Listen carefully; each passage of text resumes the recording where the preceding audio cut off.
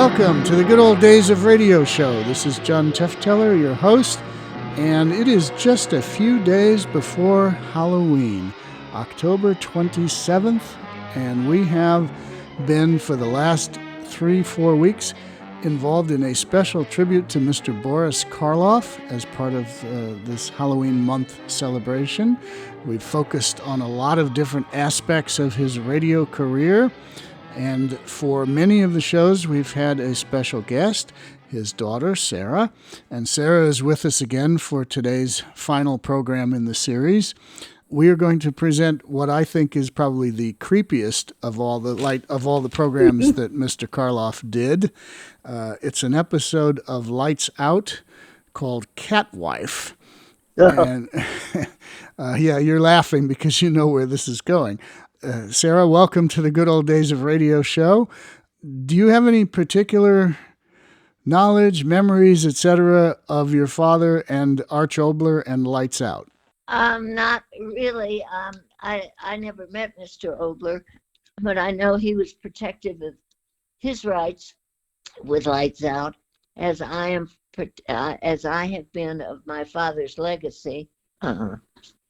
I had a lawsuit in 1999 and 2000 against Universal about those rights, and I understand that Mr. Oboler did the same thing or a similar thing in the rights he had protecting Lights Out, and the family is very proud of my father's work, and that was reflected in my lawsuit. Yeah, Mr. Oboler got quite annoyed with a number of people who were taking copies of the Lights Out radio program that they had obtained basically through his generosity of making them available to some people and then selling them on the open market and not paying any royalties to anybody, just simply selling them out there. And he did take some people to court, and he was successful in stopping that type of thing. So it's similar to what, not exactly the same thing as your father and all that, but your father appeared in these films. He was under contract to Universal. They did pay him for his work in the films, and yet there's all this aftermarket stuff, and I guess that's where the problem came in. It came in with the overuse of the rights that were protected by law, and the overuse by not only merchandising but by the studios themselves, and the families just felt that the laws were on the books and needed to be followed by anybody who chose to use my father's name and likeness. Well, I'm very happy that you and your family stood up for that and that you were successful, and I appreciate your sharing a little bit about that on the show. We're going to go to Lights Out. This one is called Cat Wife. It's from April 6th, 1938. And I'm sure that after you hear this one, if you haven't already heard it, you'll have some comments because it's a pretty wild and crazy show. So here we go. The National Broadcasting Company takes pleasure in presenting Mr. Boris Karloff in the third of a special series of anniversary Lights Out broadcasts. Tonight, at the urgent request of hundreds of listeners, we bring you a repeat broadcast of the strange play which you have chosen as the highlight of all the Lights Out series, Cat Wife. Lights out, everybody.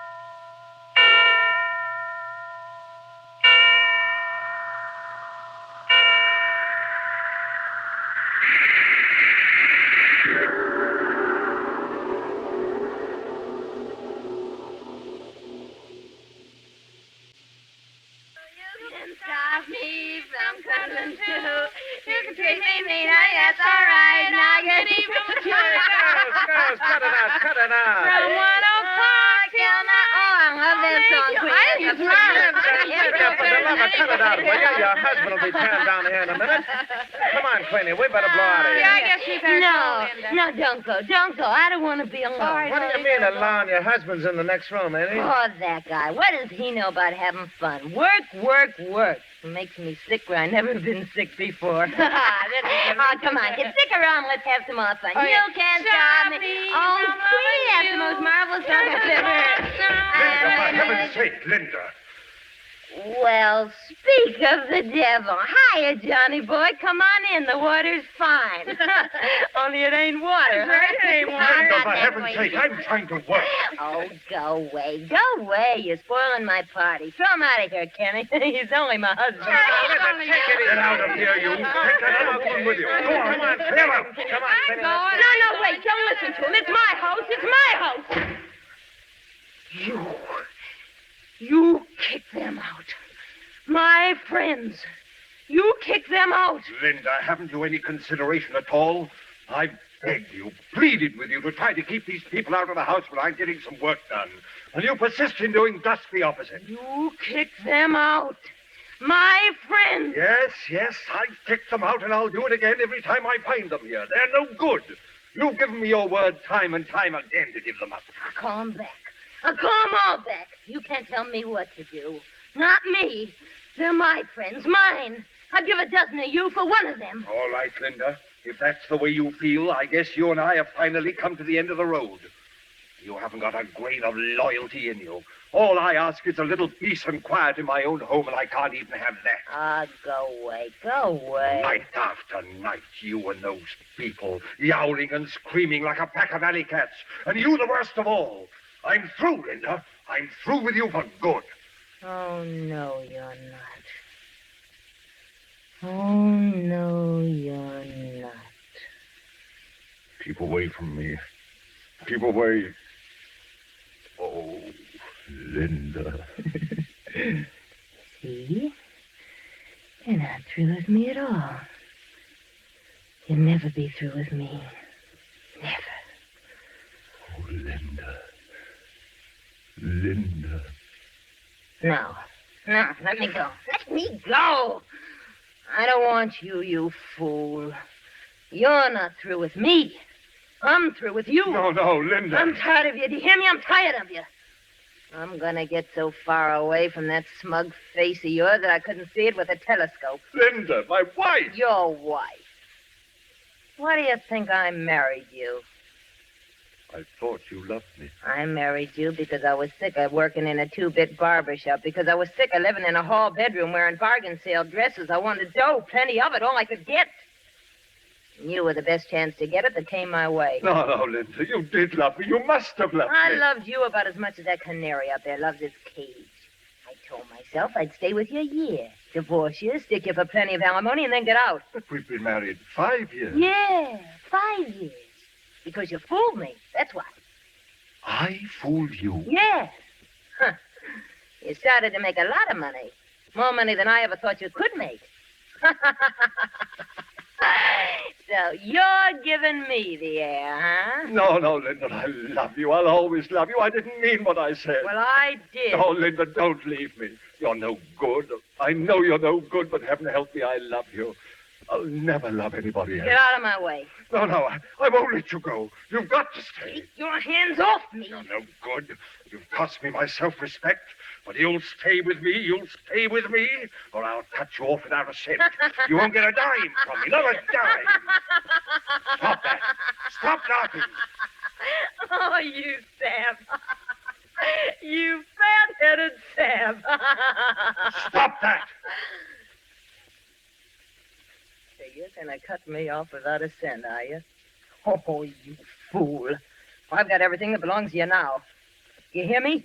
Everything. What are you talking about? What are you saying? This house. It's in my name, isn't it? The car. It's in my name, isn't it? I know, but... Oh, no, you wouldn't. Oh, wouldn't I? Well, listen to this, my darling husband. I cleaned out the bank account yesterday, No. every cent of it. I won't be in the street. You will. Now, this is my house. Get your things and get out of here. I'll kill you. No, stop I'll it. kill Don't you. you come near me. Let me go. Let me go. Ah! Oh. Ow! You touch me again, and I'll tear your eyes out. You cat. Get out of my way. That's what you are, a cat. A big, white, heartless cat. You think like one, you screech like one, you claw like one. You even look like one. A cat, that's what you are, a great white cat. I didn't marry a woman. I married a cat. Keep it up. Keep it up. You're doing swell. Laugh at me. Go on, laugh at me. But you're a cat. A sneaking, yowling cat. Now, that's enough of that. You stop saying it. A cat. A cat. You hear me? A cat. Stop staring at me like that. Stop staring at me. John, what's happening to me? John, my head can hardly see.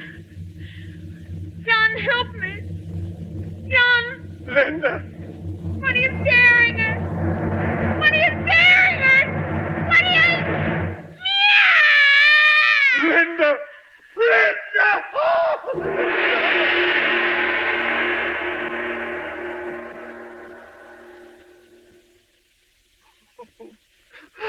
Now, John, you've got to control yourself. Everything will be all right. Oh, Doctor, what have I done? What have I done? John, please, pull yourself together. You're not entirely to blame for what's happened. What did I do? I did it. I'm to blame. Stop talking like that. It's preposterous to say you're to blame. She was hysterical, John. And the suggestion that she was a cat caught her in an unguarded moment and resulted in a temporary neurosis. Oh, Doctor, she's got to get well. She's got to. Of course, she'll be all right. A little rest, quiet, and in a few days it'll all be forgotten. Is she sleeping? Yes. I gave her a sedative. She's resting very comfortably. Can I go in and see her? But I tell you, she's sleeping, John. I know, but... Oh, I've got to see her. I've got to look at her. I've got to make sure she's all right. Don't you see? I've got to make sure. Now, John, please. You've had a hard time of it. You'd better get to bed and get some rest. Oh, no, Doctor, listen to me. I've got to see her again. I've got to make sure that she's all right. I can't rest until I know. I tell you... Oh, very well. Just for a moment. Yes. Be very quiet. Yes. There. You see? She's resting very nicely. Doctor, look. What? Her hands. Look at her hands. They're claws. Her teeth. Her teeth. Linda! No, John. You'll waken her. Linda!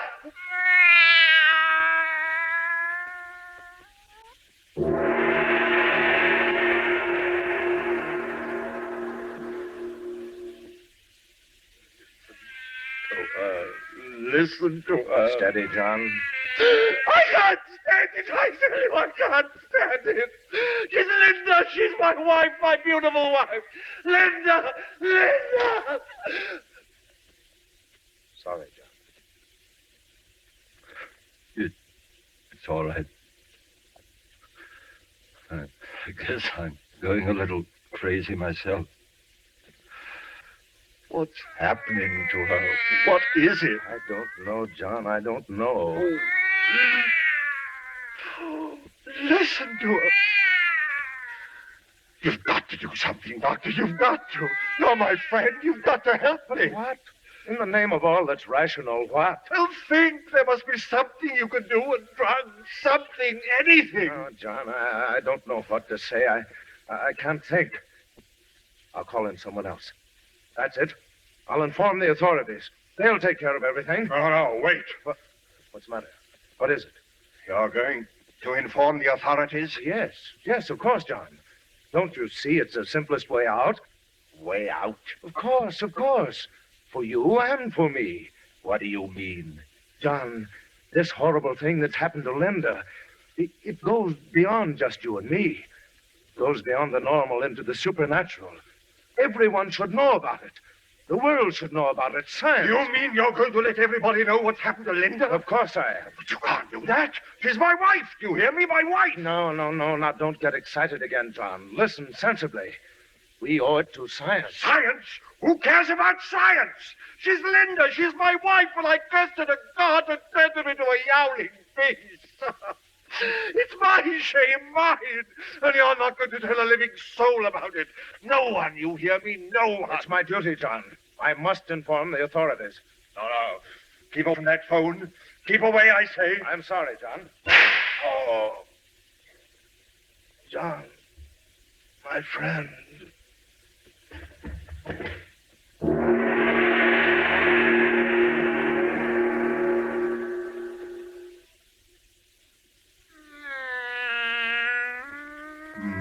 No. Try to sleep, darling. Try to sleep. Yes, I know, darling. But it's almost morning. You must rest. Sleep, Linda. Sleep, my beloved.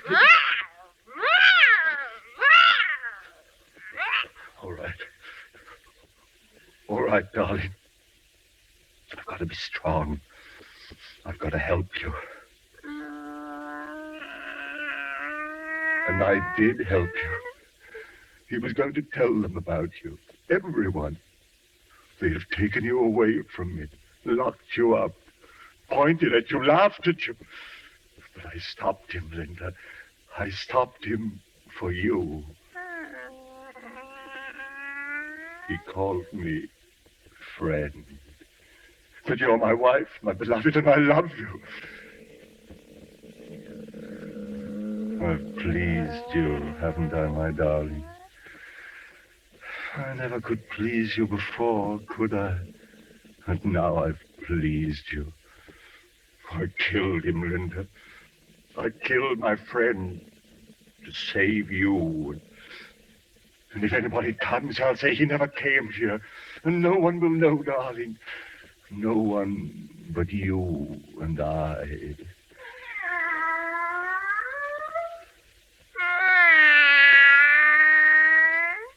What is it, darling? What's the matter?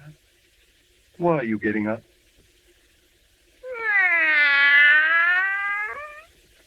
What is it?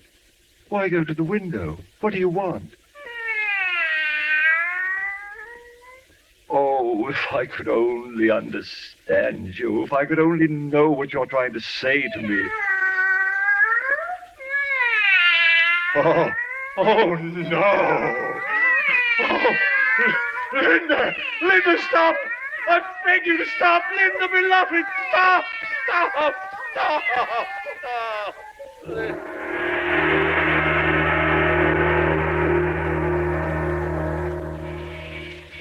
Yes, I'm coming.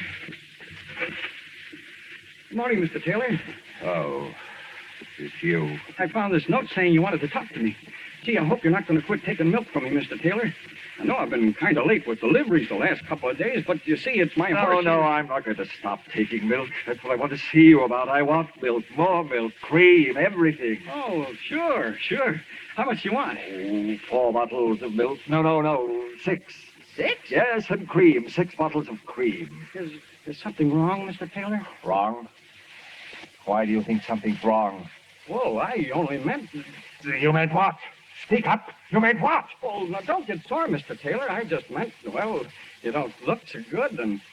well, you know how it is. Sometimes a fella has a couple too many, and he starts ordering all the milk in the world. You fool. I'm not drunk. You want to sell me that milk, or do I have to get another milkman? No, I'll get it for you. Hurry. 6 quarts, 6 cream. Only him and his old lady. The guy's nuts. Drink the milk, my beloved. Please. But you haven't eaten anything. You're hungry. You must be hungry. Oh, my darling, what do you want? I'll get you anything, anything. Just eat. No. No, I can't let you out of the room. I can't. Someone might come to the door. They'd see through the windows. Oh, be patient, Linda, darling. I'll think of something. Oh, drink the milk for your own good, Linda. Please. No, dearest. Don't do that. All right, dear. All right. I'll let you into the dining room. But you've got to stay away from the windows. If someone should see you. Here, let me carry you. Okay. All right, darling, all right. I won't. Go yourself. Go yourself. You see, my darling, your pretty living room. Everything in it just the way you fixed it. Everything. Oh, Linda, this horrible thing that's happened to us. I tell myself it isn't real. I'll wake up soon and everything will be the way it used to be. You and I. Linda, where are you? Oh, Linda, don't, no, Linda, don't touch that bird, Linda. Linda, could you do it? Oh, could you do it?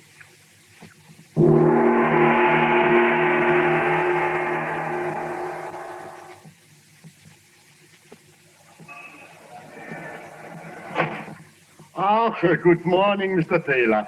Early again this morning, ain't you? Morning. Ever since you sent your wife to the country, my first customer every morning for the last 3 days you've been. Like I was saying to my wife this morning, I said... Yes, Mr. Heinrich, some other time. I'm in a hurry. My order, please. Yeah, but you ain't give me no order yet. How about a nice steak, what you can broil? No, nothing like that. But to broil a steak? I tell you, that's nothing. When my wife, she goes to the country, that's what I always make for myself. You lay the steak in the pan, and then you light the gas. I'm in a hurry, I tell you. Yeah, all right. You don't have to get so high blood pressure, Mr. Taylor. If you will tell me what you want, by golly, I'll give it to you. Well, I don't know exactly. A couple of pounds of liver. Yes, that's it. Fresh liver. What? Again? You heard me. Yeah, sure, I heard you, but by golly, for 3 days, ever since your wife, she went away, you eat nothing but liver. Are you going to fill my order? Yeah, sure, I will fill your order. There. Did you ever see such nice, fresh liver, huh? Oh, 2 pounds? Jawohl. There we are. By golly, it could be you was raising cats or something. Why do you say that? Well, every day you buy liver. This morning I catched a couple of mouses in a trap. Maybe you like to take them along for the cat too, huh? Don't say that! Don't say that! Mr. Taylor, the liver you forgot. By golly, that man is verrückt. Now, what did I say that was wrong? Cats like to eat mouses.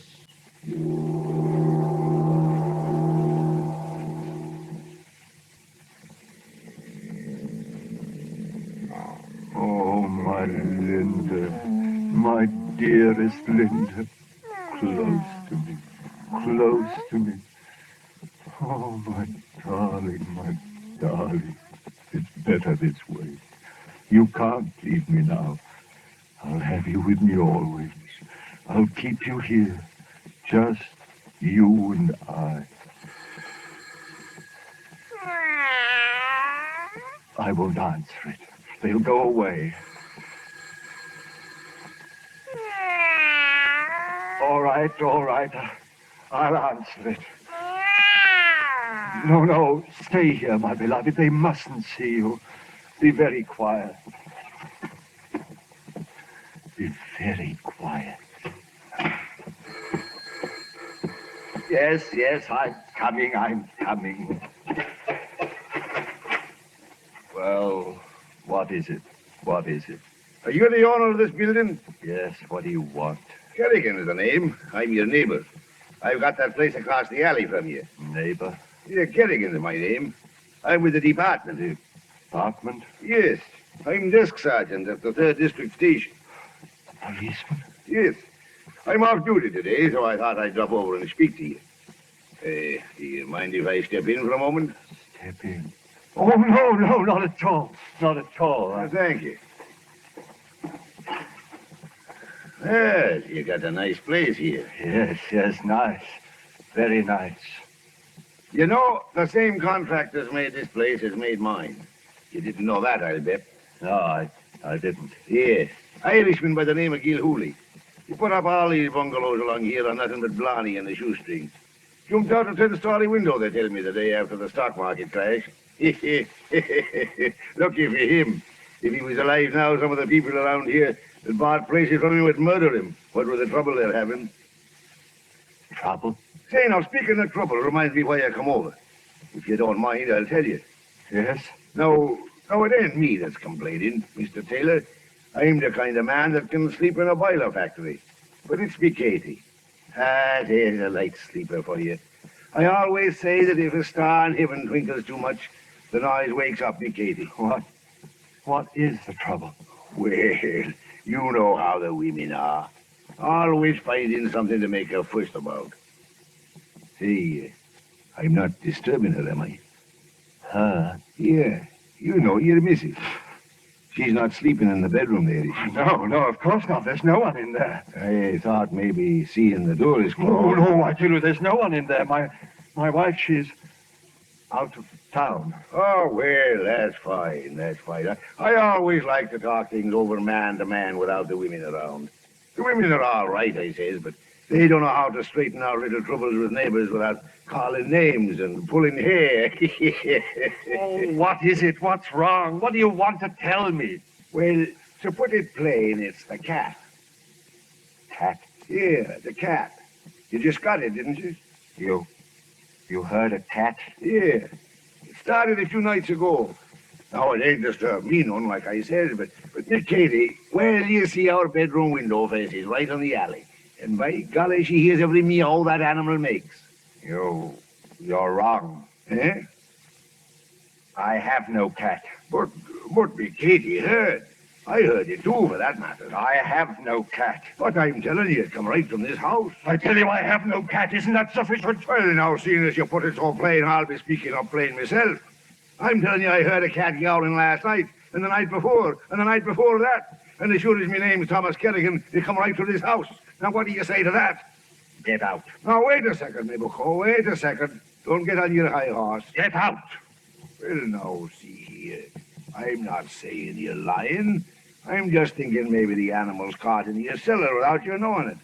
Now, if you let me go down... I tell you, there's no cat here. Get out. Get out of here. Oh, it's like that, is it? You heard me. Get out of my house. Well, you sure are making a lot of noise about nothing, young fella. But it's your house. And if that's the kind of neighbor you want to be, I guess... What? What are you standing there for? Get out. Get out. Now, just a minute. Take it easy. No cat, eh? Well, what was that I just heard? Nothing at all. You've got no right. Mister, you may not be a liar, but you sure are something close to it. If that ain't a cat in that bedroom there, then I ain't never heard one. Get out. Get out of here. Oh, no, I won't. Listen to that cat. If that ain't creating a public nuisance, I'd like to know what it is. It's none of your business. This is my house. Get out of here. Now, stop pulling at me, bucko. I may be off duty, but I'm still an officer of the law. And I'm telling you, that cat you got in there is violating the city ordinance. Now, if you don't make us shut up disturbing me, Katie, I will. No. Stay away from that door. Stay away from that door. Listen to it.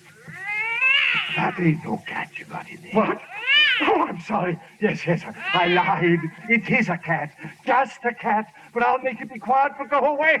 Go away. Wait a minute. Take it easy. If it's just a cat, what are you getting so excited? No, I'm not. Look at you. Your eyes are blazing. What's going on here? I think I'll have a look. No, stay away. Oh, no. No! Get away! Take it away! I told you to go. My gun! If I only had my gun! You'll never use it, never. Keep away from it! Help! Help!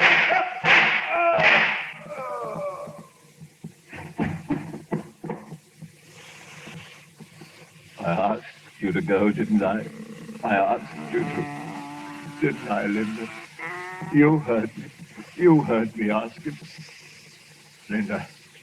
Linda, what's the matter? What are you going to do? Linda, keep away from him. What are you going to do? No, Linda! Get away from him! Linda! Linda! Stop! Stop! Oh, my eyes! My eyes!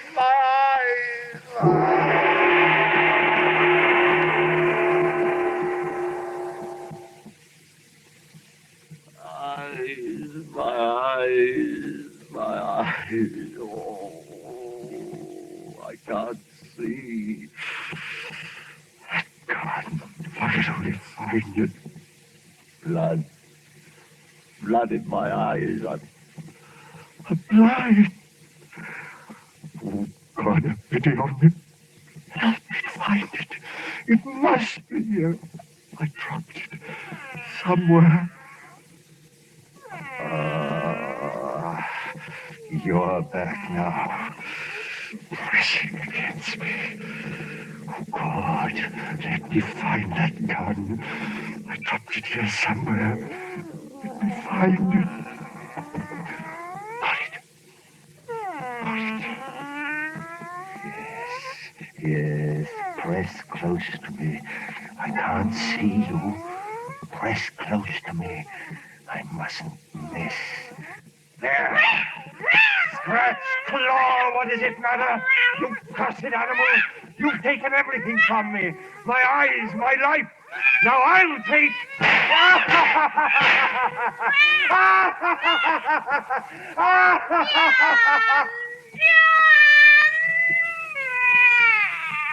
Linda! I heard, my beloved, I heard you. I'm coming with you.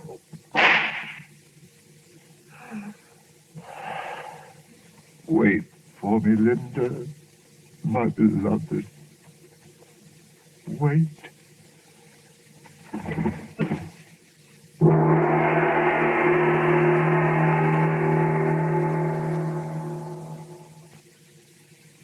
Lights Out with Boris Karloff and written especially for radio by Arch Obler comes to you each Wednesday from our Chicago studios. This is the National Broadcasting Company.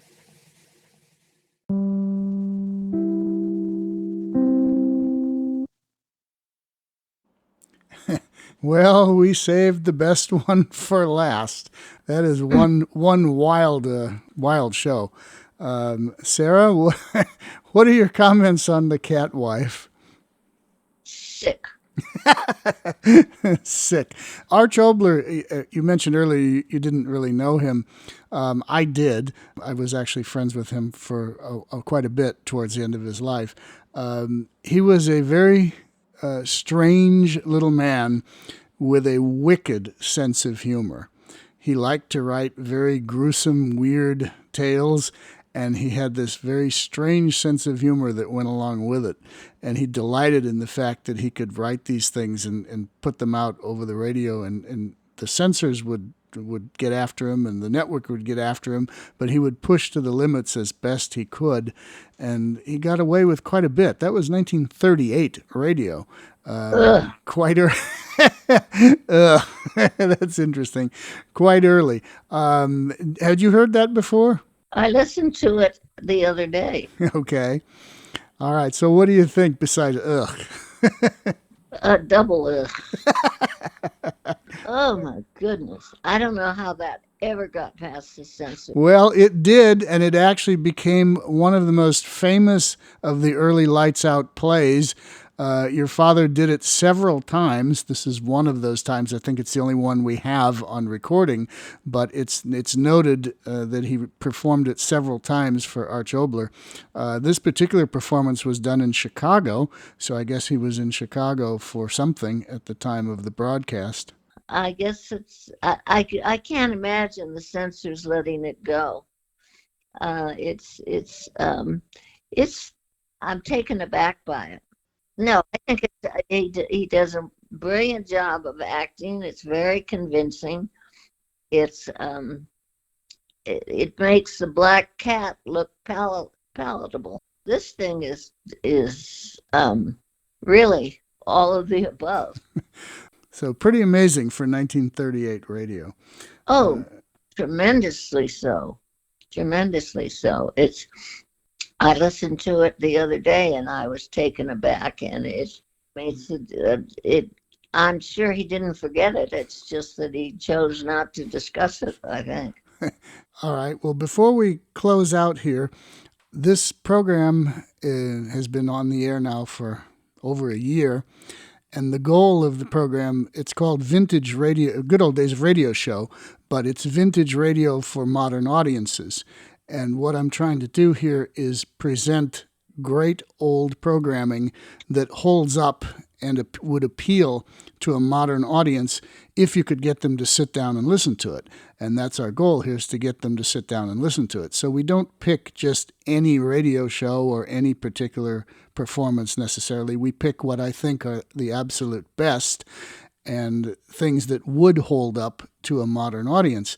And I think that all of your father's work that we've presented in the last month definitely holds up to a modern audience and definitely will go a long way to continue to promote his legacy with younger people who may not know much about him, but upon hearing some of these programs and perhaps listening to your commentary, will be inspired to go out and watch more of his films and get more interested in researching his life and what happened.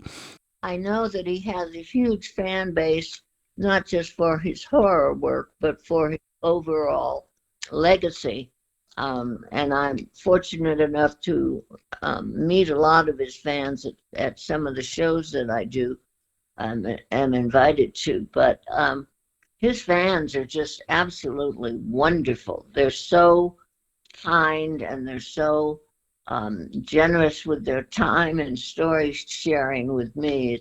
It's wonderful. They are the ones that are responsible for the longevity of his career and his legacy, and they know far more about his career than I could ever learn.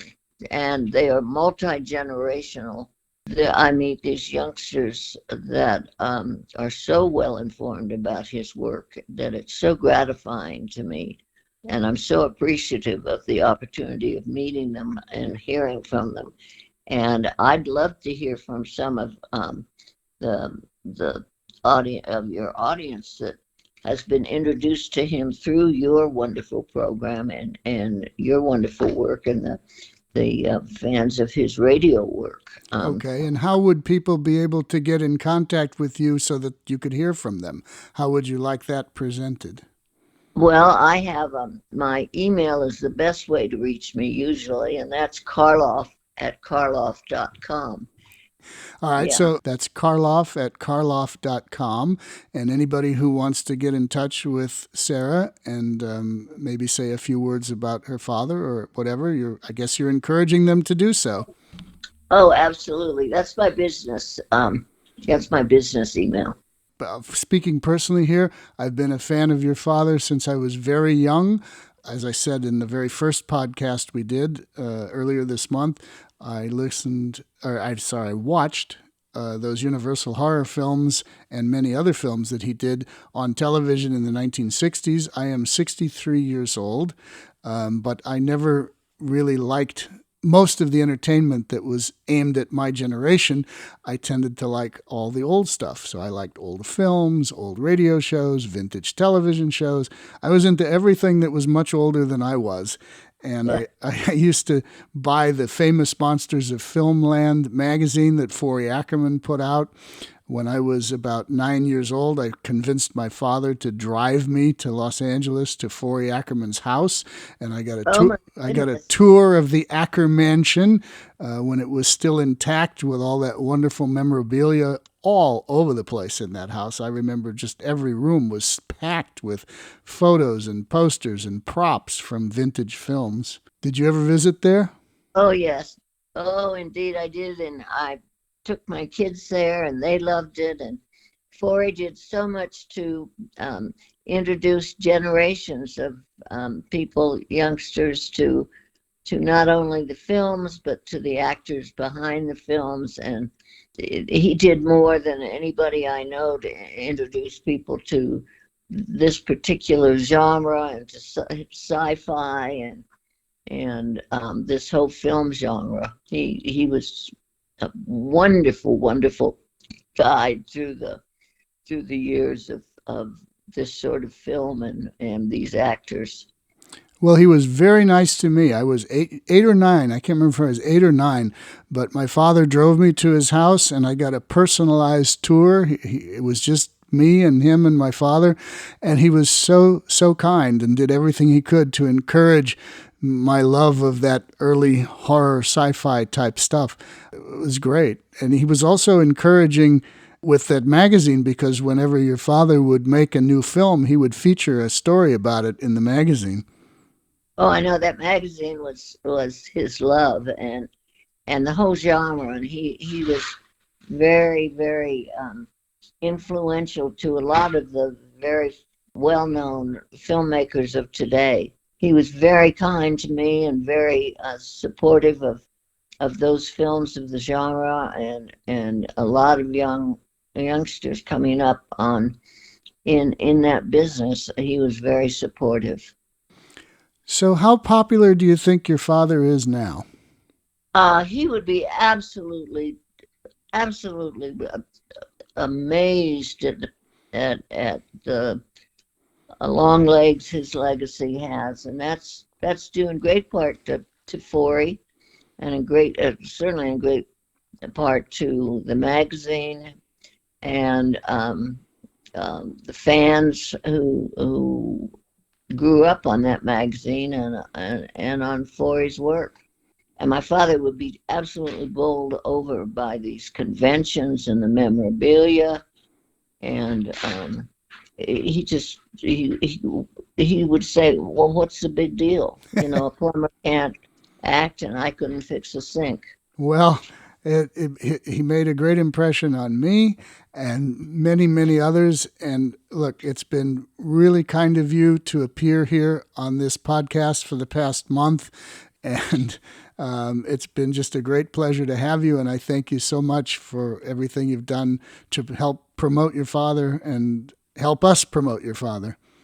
Well, thank you so much for the tribute you've paid my father over the last month and his radio work, which is probably the least known part of his legacy and his work. And I appreciate it so much, and I've enjoyed the time talking with you about my father and his radio work, and simply about my father. He was a remarkable man and a lovely human being, and he would be so flattered and so grateful for what you've done over this past month. Well, thank you so much. Is there anything else that you would like to say about your father before we conclude this podcast?